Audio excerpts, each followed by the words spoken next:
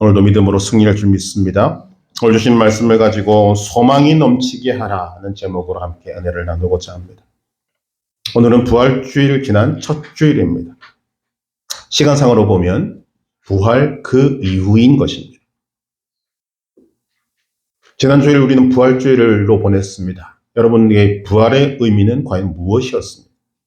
부활 그 이후, 부활 이전과 그 이후가 여러분에게 무엇이 달라지셨습니까? 고린도전서 15장에는 이런 질문이 나옵니다. 그리스도께서 만일 다시 살아나지 못하셨으면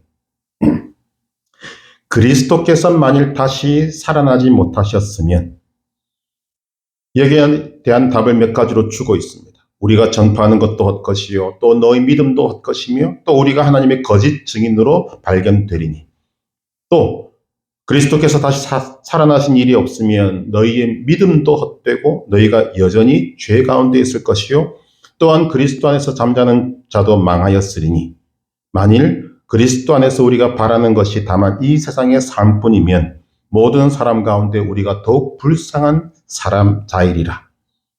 정리하면 부활이 없다면 믿음도 헛것이요 여전히 죄 가운데 있을 것이고 우리는 망하게 될 것이고 전도도 헛것이고 예수 믿는 사람은 이 세상에서 가장 불쌍한 사람이다. 부활이 없다면 한마디로 말하면 절망이다. 이 절망이라는 것을 요즘 우리는 피부로 느끼고 있습니다. 절망하는 사람이 그만큼 많다는 거죠. 국어 사전을 보니까 절망은 바라볼 것이 없게 되어서 모든 희망을 끌어버림, 그리고 그런 상태를 절망이라고 말합니다. 인간에게 이 절망은 끊임없는 연구의 대상이었습니다. 이 절망을 잘 정리한 사람이 19세기 중반의 실존주의자 키에르 케고르라는 사람입니다. 한마디로 말하면 이 키에르 케고르는 절망을 죽음에 이르는 병이라고 말했습니다. 절망 중에 있다면 그 자체로는 이미 죽은 것이나 다름이 없다. 절망은 절망 그 자체로 있는 것이 아니라 정신력을 죽이고 절망 중에 있는 사람이 생각하는 것은 죽음이고 또 세상의 허무함밖에 생각할 것이 없다. 이 생각을 돌이키지 못하면 스스로 무너지고 스스로 목숨을 끊는다. 이 일이 부활이 없다면 우리에게 일어난다는 것입니다. 부활이 없다면 모든 인생은 절망입니다. 지금 우리가 살아있는 것 같지만 그 마지막은 다 사망이요, 다 지옥인 것입니다. 부활이 없다면 우리는 여전히 죄 가운데 있는 것이고 구원은 없는 것이고 죄의 삭은 사망이기 때문입니다. 그러나 예수님은 실제로 죽으셨고 실제로 부활하셨습니다. 그렇기 때문에 한 가지 조건만 갖추면 인간은 절망에서 벗어날 수 있습니다. 그 한 가지 조건이 무엇인가? 부활하신 예수님을 믿는 것입니다. 이것이 인간이 절망에서 이기는 유일한 방법입니다. 예수님의 부활은 우리가 역사적으로 의심 없이 인정하는 인물, 그리고 사건, 사실보다 더 확실한 근거를 더 많이 가지고 있습니다. 그 증거들 가운데 우리가 주목하는 것은 제자들의 변화인 것입니다. 제자들이 부활하신 예수님을 만나기 전과 후는 확연하게 다릅니다. 180도로 달라졌습니다. 두려워하며 겁에 질려서 다 도망갔던 제자들입니다. 예수님의 십자가를 진 모습을 바라보고 그 가까이 있었던 사람이 없었습니다. 심지어 예수를 부인하며 저주까지 했던 자들이 제자들이었습니다. 그런데 부활하신 예수님을 만난 이후에 그들에게는 두려움도 없고 겁에 질림도 없고 예수님을 위해서 목숨 걸고 달려갔던 사람들, 또 불과 얼마 전에 그 예수를 죽이라고 소리치고 고함 지르던 그 사람들, 동일한 사람들을 향해서 예수는 우리의 유일한 구원자요 주이시다라는 것을 선포하는 모습이 제자들에게 나타난 것입니다. 이 제자들뿐만 아니라 부활하신 예수님을 만났던 500명이 넘는 사람들, 그들은 예수님을 믿는 것 때문에 고통 속에 있었지만 그 고통을 기쁨으로 감내하면서 그 예수를 전하기 위해서 목숨까지 내놓았던 역사적 사실이 있는 것입니다. 많은 사람들이 이것을 위해서 예수는 구원자다, 예수는 주시다라는 것을 증인으로 서면서 순교의 자리까지 간 거죠. 나중에 부활하신 예수님을 만났던 사도 바울도 마찬가지입니다. 자, 이들이 이렇게 할 수 있었던 이유가 무엇인가? 부활하신 예수님을 그들이 실제로 만났기 때문입니다. 그들이 부활하신 예수님을 직접 만났기 때문입니다. 자신이 직접 경험한 것 부인할 수 없습니다. 그래서 증인을 뜻하는 헬라어 단어가 마르투스인데 그 마르투스가 결국 순교자라는 뜻으로 지금 사용되고 있습니다. 자기가 듣고 보고 경험한 것을 부인할 수 없어서 순교의 자리까지 간 것. 그래서 이 단어가 그렇게 쓰이고 있는 것입니다. 예수님의 부활이 사실이라는 분명한 증거가 이렇게 무기력하고 무능력하고 두려워 떨던 제자들이 부활하신 예수님을 만난 후에는 목숨 걸고 예수님의 십자가와 부활을 증거했다는 것입니다. 그리고 목숨을 잃었습니다. 그들은 한결같이 이런 말을 합니다. 사도행전 2장 32절 이 예수를 하나님이 살리신지라 우리가 다 이 일의 증인이로다. 이들이 이렇게 변할 수 있었던 것은 무엇인가? 무엇이란 말하는가? 바로 그것이 소망이라는 것입니다. 결국 이 소망이 제자들을 180도 변하게 만들었습니다. 소망이 뭡니까? 어떤 일을 바라는 것입니다. 꿈이 없는 백성은 망한다라는 말과 같이 소망은 참 귀한 것입니다. 소망이 있는 사람은 그 자체로 살아있습니다. 소망은 생각을 움직이고 인생을 움직이고 사람을 움직입니다. 소망은 미래를 바라보게 합니다. 소망은 살아가는 힘을 주는 것입니다. 현실의 소망을 가져도 인생은 이렇게 살아갈 수 있습니다. 그러나 현실의 소망은 이 땅에서 끝날 뿐입니다. 우리는 잠깐 가졌다가 사라지는 소망이 아니라 영원한 소망을 가져야 합니다. 이 영원한 소망이 바로 성경이 우리에게 주고자 하는 소망입니다. 제자들이 목숨 걸고 지켰던 소망입니다.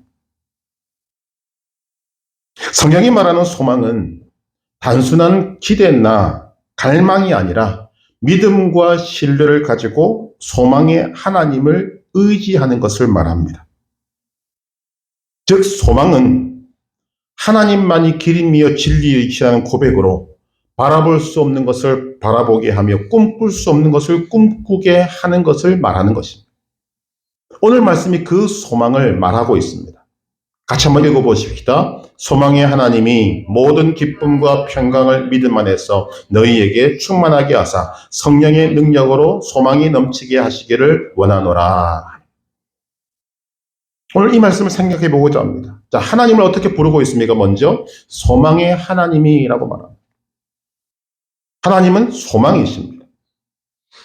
우리가 예언에 대해서 함께 생각해 본 적이 있습니다만 예언이란 것이 무엇인가? 단순히 미래에 이런 일이 일어날 것이다 라는 것을 말하는 것을 예언이라고 하지 않습니다. 성경이 말하는 예언은 미래에 하나님이 이런 일을 행하실 것이다 라는 것을 미리 말하는 것이 예언입니다.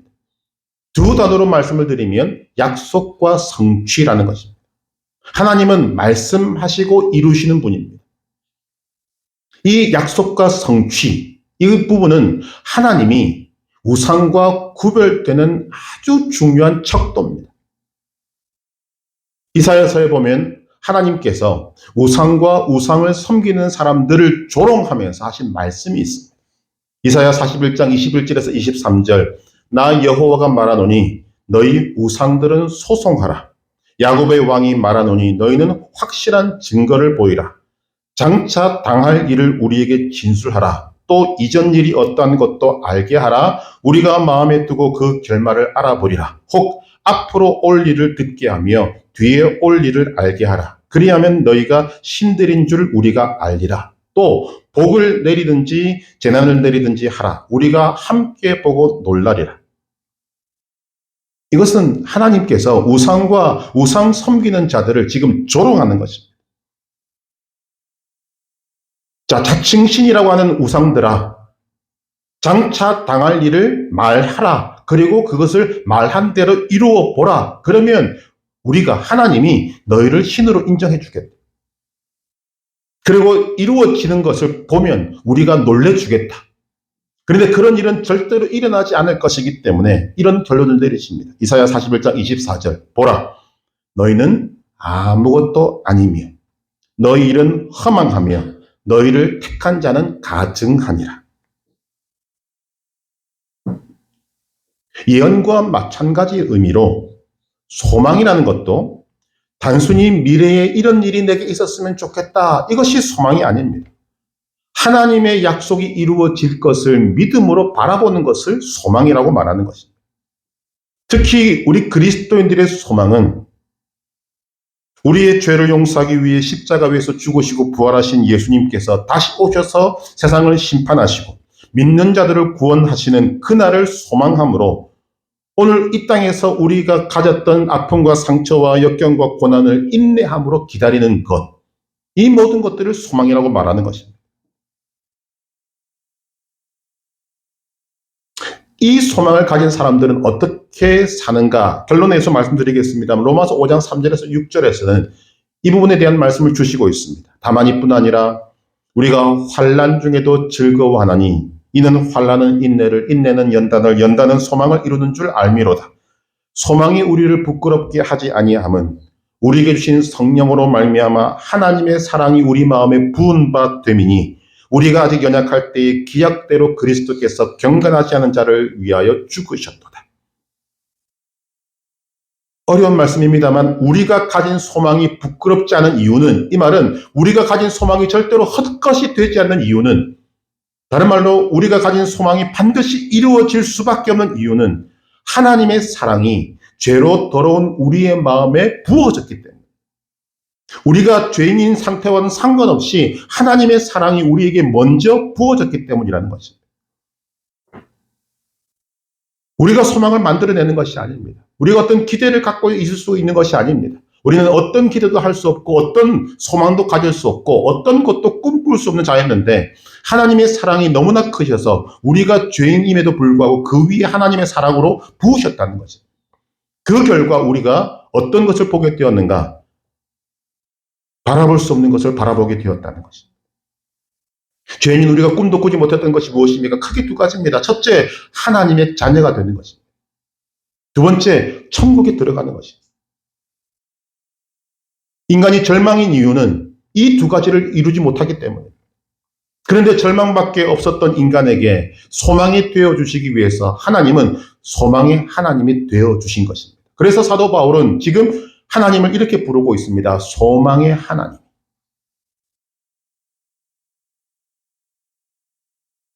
이 본문이 오늘 우리에게 주는 두 번째는 이 소망의 하나님이 주신 소망이 무엇인가? 바로 예수 그리스도시라는 것입니다. 우리의 소망은 우리가 하나님의 자녀로서 영원히 하나님과 함께 천국에서 거하는 것입니다.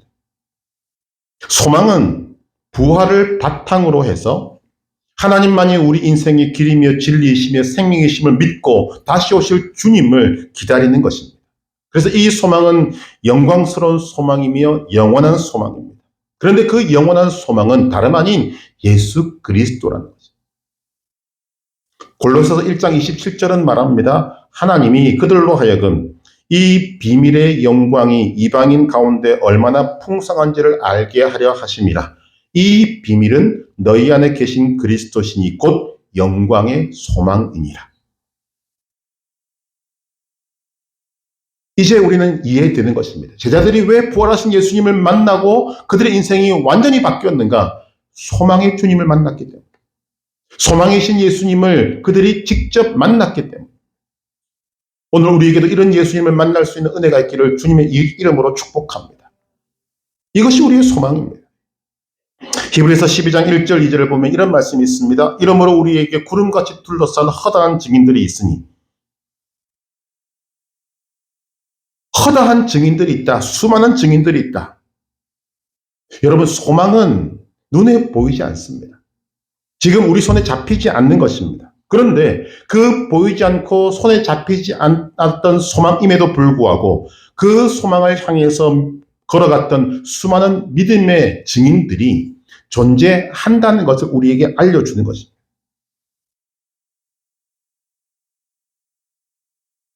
그런데 그들이 그 소망을 어떻게 이루었는가?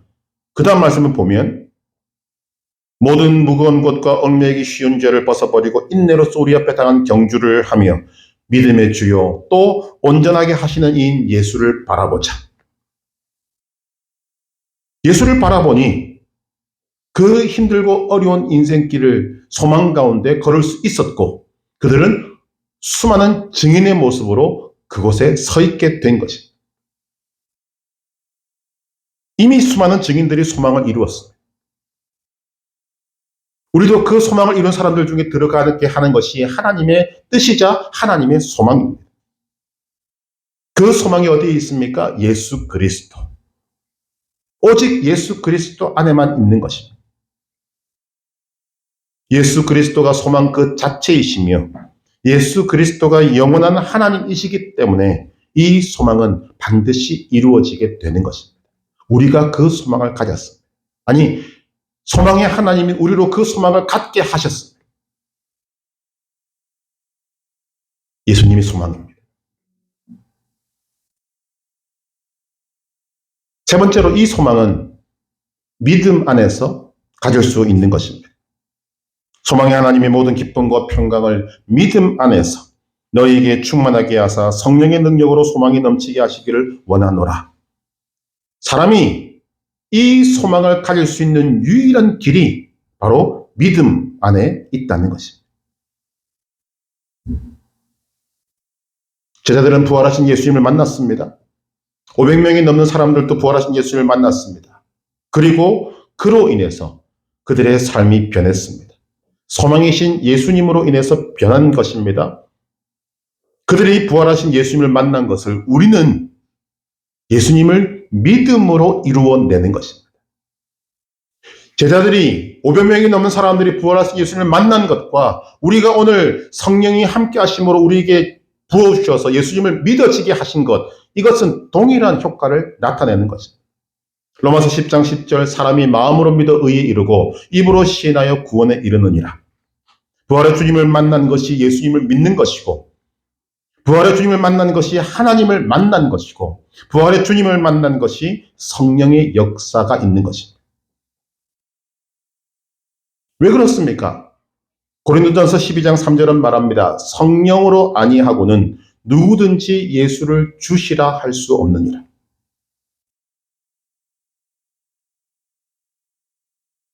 소망을 갖기 위해서는 그 소망의 대상과 그 대상에 대한 믿음이 중요한 것입니다. 우리가 깨닫는 것은 믿음은 내가 믿고 싶다고 믿는 것이 아닙니다. 성령의 능력으로 믿어지는 것입니다. 소망도 마찬가지입니다. 소망은 인간의 힘으로 가질 수 있는 것이 아닙니다. 인간으로서 가질 수 있는 것은 그냥 막연한 소망, 이루어질 수 없는 소망을 가지는 것이지만 하나님과 연관된 성경이 말하는 이 소망은 인간의 힘으로 가질 수 있는 것이 아닙니다. 믿음과 마찬가지로 하나님이 우리에게 주셔야 하는 것입니다. 오직 성령의 능력으로만 인간은 소망을 가질 수 있고 그 소망이 넘쳐날 수 있는 것입니다. 그러므로 이 소망을 갖기 위해서는 믿음이 중요한 것입니다. 성령을 힘입어서 믿음을 구하시길 바랍니다. 하나님이 가장 기뻐하시는 것이 믿음을 구하는 것입니다. 그럴 때 하나님은 이렇게 하실 것입니다. 후히 주시고 꾸짖지 아니하시는 하나님께서 후히 되어 누르고 흔들어 여러분에게 주실 줄로 믿습니다. 믿음으로만 이 소망을 가집니다. 이 소망을 가지게 되면 어떤 일이 벌어지는가? 말씀이 우리에게 증명하고 있습니다. 네 번째로 이 소망은 우리에게 기쁨과 평강을 충만케 합니다. 소망의 하나님이 모든 기쁨과 평강을 믿음 안에서 너희에게 충만하게 하사 성령의 능력으로 소망이 넘치게 하시기를 원하노라. 인간은 믿음 안에서 소망할 수 있고 믿고 소망한 만큼 기쁨과 평강이 넘치는 삶을 살 수 있습니다. 부활이 없으면 인간은 절망인데, 그러나 부활이 있기 때문에 인간은 소망할 수 있는 것입니다. 그런데 소망은, 하나님이 부어주신 이 소망은, 소망 그 자체이신 예수 그리스도는 우리를 그저 그런 상태로 남겨두지 않습니다. 소망은 기쁨과 평강을 넘치게 합니다. 제자들이 그 증거를 보여주고 있습니다. 제자들은 부활하신 예수님을 만난 후에 기쁨과 평강이 충만했습니다. 이것이 제자들의 변화의 뿌리입니다. 근원입니다. 소망이 인간의 힘으로 가질 수 있는 것이 아닌 것처럼 기쁨과 평강도 인간의 힘으로 가질 수 있는 것이 아닙니다. 아무리 우리가 세상과 차단시켜 놓고 나는 평안하다 평안하다 백날 소리쳐봤자 우리 평안할 수 없습니다. 그 속에서 나는 기쁘다 기쁘다 맨날 소리칠 수는 있어도 그 기쁨이 우리 삶에서 나타나지 않습니다. 왜냐하면 이 소망은, 이 기쁨과 평강은 믿음에서 흘러나오는 것이기 때문입니다. 믿음의 뿌리가 어디에 있습니까? 소망에 있습니다. 그래서 이 기쁨과 평강에 대해서 뭐라고 말씀하고 있습니까? 세상이 알 수도 없고 줄 수도 없는 것이다. 오직 부활하신 예수님만이 우리에게 주실 수 있는 것이 기쁨과 평강입니다. 기쁨과 평강이 충만하다. 이 말은 세상의 그 어떤 것도 기쁨을 뺏어갈 수 없고, 세상의 그 어떤 것도 이 소망으로 충만한 사람 속에서 평강을 해칠 수 없다는 것입니다. 그 기쁨과 평강이 부활하신 예수님을 만난 제자들의 특징이었습니다. 부활의 주님을 만난 이후에 그들 속에 있던 두려움이, 걱정, 의심, 염려가 사라진 이유가 무엇입니까? 그 예수님을 만나고 그 소망이 기쁨과 평강으로 충만해졌기 때문입니다. 그들 속에서 기쁨과 평강이 사라지지 않고 끝까지 유지될 수 있었던 것은 그들 속에 소망이신 예수 그리스도가 살아계셨기 때문입니다. 여러분, 이 소망이 가져온 기쁨과 평강은 현재 우리의 상황이 어렵고 힘들고 외롭고 지친 상태라 할지라도 그 상황을 잘 견디게 합니다. 흔들리지 않고 인내하게 합니다. 그것이 소망이 가진 힘입니다. 여러분들의 삶을 제가 다 자세히 알 수는 없습니다만 우리는 다 같이 힘든 삶을 살아가고 있습니다. 나라를 봐도 여러분 무슨 소망을 보이십니까? 다 힘들어 죽겠다, 어렵다 이런 소리만 들려오지 않습니까? 여러분의 삶을 바라봐도 잠깐 미소를 지을 수는 있겠습니다만 대부분의 삶은 우리가 다 힘겹게 살아가고 있습니다. 그래서 우리는 데살로니가전서 5장 16절에서 18절 항상 기뻐하라, 쉬지 말고 기도하라, 범사에 감사하라, 이것이 그리스도 예수 안에서 너희를 향하신 하나님의 뜻이니라. 이 말씀을 들을 때마다 의문이 듭니다. 아니, 쉬지 말고 기도하라는 그렇다 치고 사람이 어떻게 항상 기뻐할 수 있습니까? 사람이 어떻게 범사에 감사할 수 있습니까? 그런데 오늘 말씀이 우리에게 그 답을 주고 있습니다. 소망을 붙들면 되는 것입니다.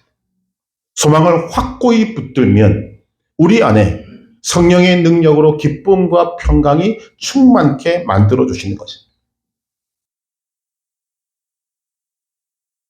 우리가 4월달에 함께 읽을 책으로 정한 책이 감옥에서 찬송으로라는 책입니다. 여기서 말하는 감옥은 실제 감옥을 말하기도 하지만 우리가 처해 있는 상황을 감옥이라고 표현하고 있습니다. 이 저자는 이 책 속에서 말합니다. 우리의 상황이 감옥 같을지라도 얼마든지 그 안에서 찬송할 수 있다. 그 은혜를 함께 나누고자 이 책을 선정했습니다.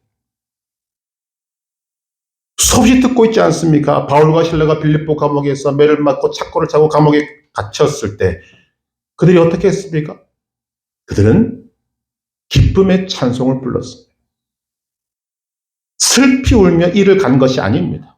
슬픔의 노래를 처량하게 부른 것이 아닙니다. 온 감옥이 떠나가라고 기쁨의 찬송을 불렀습니다. 왜? 그들 속에서 세상이 알 수도 없고 줄 수도 없는 기쁨과 평강이 그냥 솟아나왔기 때문에 자신들도 감당할 수 없는 그 기쁨과 평강이 차고 넘치니까 찬송할 수밖에 없었던 것입니다. 부활하신 예수님을 만난 이후에 제자들이 삶이 변했다고 했지 않습니까? 그러나 그들의 변한 삶은 고통이었습니다. 그들은 죽을 때까지 고통을 당하다가 결국 죽었습니다. 그런데 그 모든 고통과 고난과 어려움들을 어떻게 견뎌냈습니까? 이를 악물고 견뎌낸 것이 아닙니다. 기쁨과 평강으로 견뎌낸 것입니다. 어떻게 그럴 수 있습니까? 이유는 그들에게 소망이 있었기 때문입니다.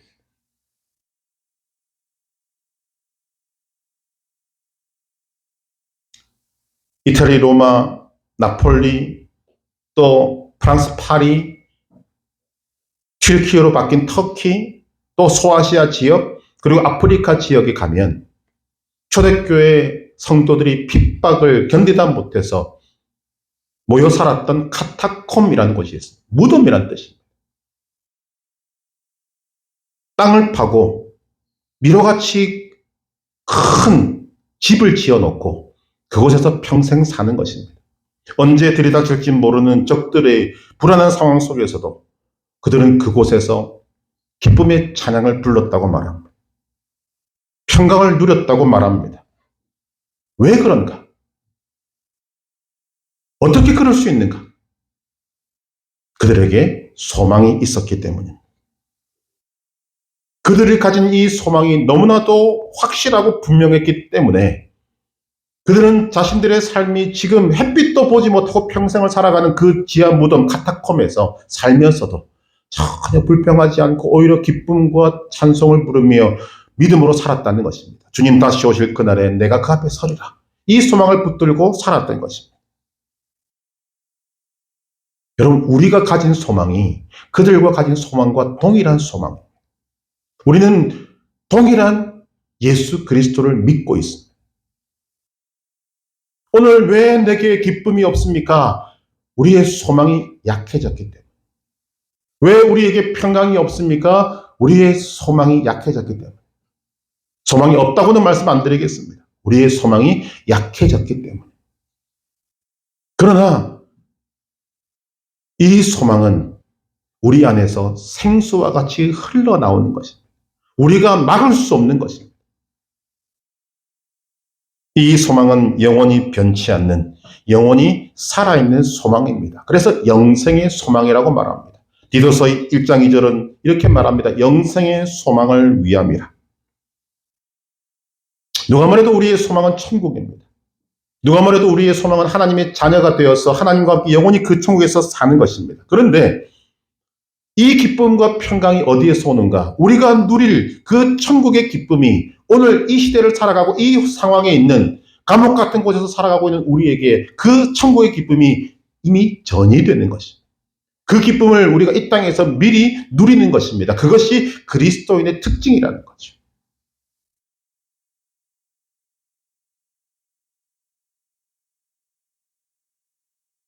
우리의 소망이 천국이기에 천국에서 누릴 그 말로 표현할 수 없는 평강이 오늘 우리에게 전달되는 것이 이 기쁨과 평강입니다.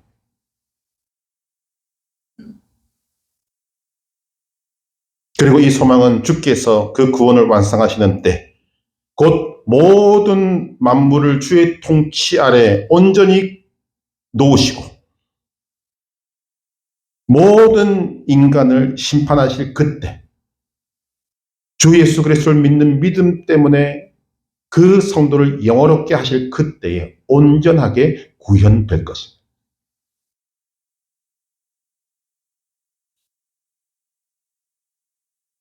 따라서 성도는 장차 천국에서 누릴 영생에 대한 기대를 가져야 합니다. 마땅히 가져야 합니다. 그리고 천국에서 누릴 기쁨과 평강을 이 땅에서 누려야 합니다.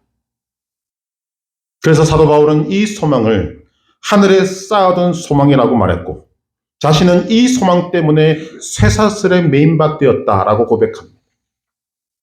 그런데 쇠사슬에 매인 자기 자신을 놓고 한탄했는가? 슬퍼하고 절망했는가? 아닙니다. 오히려 쇠사슬에 매이면 기뻐하고 매를 맞으면 즐거워했습니다. 그리고 이 자신이 쇠사슬에 매이고 매를 맞고 감옥에 갇히고 죽을 고비를 수없이 넘기고 이런 일들을 겪으면서 성도들에게 뭐라고 말하는가 하면 로마서 12장 12절 소망 중에 즐거워하며 환난 중에 참으며 기도에 항상 힘쓰며. 기쁨과 평강은 참 소망을 가진 사람에게서 어쩔 수 없이 나타나는 현상인 것입니다. 우리 서문학교의 성도들 여러분에게서 이 기쁨과 평강이 자연스럽게 나타나게 되기를 소망합니다. 그것이 소망을 가진 자의 모습이고 그리스도인의 모습입니다. 로마서 15장 13절 오늘 본문 소망의 하나님이 모든 기쁨과 평강을 믿음 안에서 너에게 충만하게 하사 성령의 능력으로 소망이 넘치게 하시기를 원하노라. 소망의 하나님이 주신 소망을 믿음 안에서 받고 기쁨과 평강을 충만하게 누리며 살아가게 될 때 소망은 더욱더 넘치게 된다고 말씀합니다. 하나님이 우리에게 주신 소망은 그것으로 있지 않습니다. 그 소망이 자랍니다. 넘치도록 풍성하게 만들어 가게 되는 것입니다. 그리고 그 소망은 우리를 기쁨과 평강으로 충만케 해서 모든 것을 참으며 모든 것을 믿으며 모든 것을 바라며 모든 것을 견디며 모든 것을 이기도록 하는 것입니다. 이 소망을 가진 사람은 어떻게 살아야 하는가? 성경에 수많은 말씀들이 있습니다만 그 중에 몇 가지만 추리면 이렇습니다. 첫째, 소망을 가진 사람은 잠잠히 하나님을 바라보아야 합니다. 시편 62편 5절 나의 영혼아 잠잠히 하나님만 바라라. 무릇 나의 소망이 그로부터 나오는도다. 둘째, 소망을 가진 사람은 주를 찬송하며 살아야 합니다. 시편 71편 14절 나는 항상 소망을 품고 주를 더욱더욱 찬송하리로다. 세 번째, 소망을 가진 사람은 하나님의 계명을 지켜야 합니다. 시편 78편 7절 그들로 그들의 소망을 하나님께 두며 하나님께서 행하신 일을 잊지 아니하고 오직 그의 계명을 지켜서. 네 번째, 소망을 가진 사람은 소망 없는 사람의 모습을 본받지 말아야 합니다. 디모데전서 6장 17절 네가 이 세대에서 부한 자들을 명하여 재물에 소망을 두지 말고 오직 우리에게 모든 것을 후히 주사 누리게 하시는 하나님께 두며. 양다리 걸치는 사람들이 이런 모습입니다. 하나님께 대한 이 소망을 분명히 붙들지 못하기 때문에 이 세상에 대한 소망을 갖는 것입니다. 이 소망을 가지지 말라고 말합니다. 세상에 대한 소망을 두지 말고 이 세상 어떤 것에도 매이지 말고 일어나는 일에 대해서 일희일비하지 말고 걱정, 근심, 염려는 더더욱 하지 말고 힘든 일 당했다고 굴파고 숨어들지 말고 어떤 일이 있어도 절망하지 말고 이 세상이 가는 이 소망 없는 삶을 절대로 흉내도 내지 말라고 말씀합니다. 왜냐하면 우리는 소망 중에 거하기 때문에. 마지막 다섯 번째로 소망을 가진 사람은 자신을 깨끗하게 해야 한다고 말합니다. 요한일서 3장 3절 주를 향하여 이 소망을 가진 자마다 그의 깨끗하심과 같이 자기를 깨끗하게 하느니라. 오늘 시간 성령님이 임재하시고 역사하셔서 여러분에게 있는 이 소망이 확인되시기를 바랍니다. 아직 이 소망이 없는 분들은 이 시간 소망을 달라고 구하시기 바랍니다. 소망 중에 거하게 해달라고 구하시기 바랍니다. 하나님이 반드시 응답하실 것입니다. 오늘 여러분에게 예수 그리스도 안에 있는 소망이 충만하게 되기를 바랍니다. 소망이 믿음 안에서 뿌리 깊이 박히게 되기를 바랍니다. 이 소망으로 말미암아 여러분에게 기쁨과 평강이 충만하게 되기를 바랍니다. 이 소망으로 인해 여러분이 변화되고 변화된 여러분을 통해 여러분 주위가 슬픔이 변하여 기쁨이 되고 슬픔이 변하여 춤이 되고 절망이 소망으로 변화되기를 바랍니다. 유일한 소망이신 예수 그리스도로 말미암아 변화된 제자들을 통해 세상은 절망에서 소망으로 가게 되었습니다. 마찬가지로 여러분을 통해 변화를 일으키시를 하나님을 바라보며 기쁨과 평강이 풍성하고 성령의 능력으로 여러분들의 삶에 소망이 넘쳐나기를 주님의 이름으로 축복합니다.